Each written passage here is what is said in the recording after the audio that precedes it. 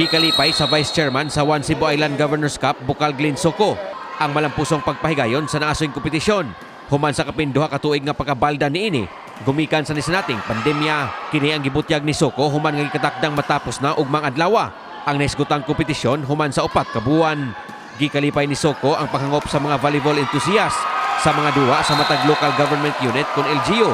Gikan pa sa pagsugod hangtod na sa pagtapos. Nasayran nga maabot sa 52 ka mga LGU nga naglakip sa Tri-Cities nga mo ang dakbayan sa Sugbo, Lapu-Lapu ug Mandawi ang misalmot sa moong kompetisyon nga gibuksan ni atong Setyembre sa miaging tuig.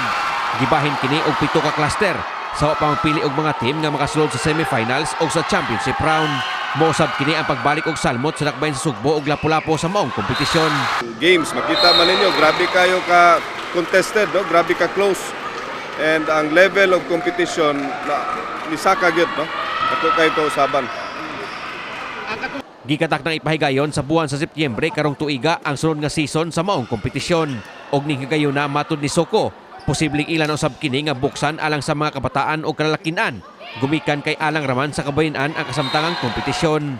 Gipasabot sa Bukal nga dagkog matampo ang maong kompetisyon sa pagkakaplag sa Sugbo og mga banggiitang volleyball player nga mahimong makaduwa sa mga dagkong tunghaan og liga didto sa kauluhan. Nasayran nga sa milabayng katuigan, ubay-ubay nga mga produkto sa kompetisyon ang nahimong varsity sa mga tunghaan nga nakatabang yon sa ilang pagtungha ug ang uban nahimo ng professional volleyball player didto sa kauluhan.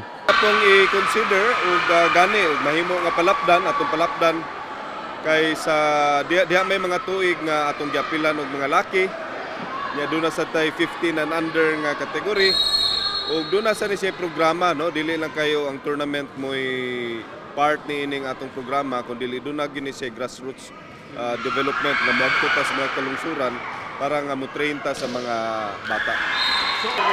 Kini si Greggy Magdadaro alang sa My TV Cebu.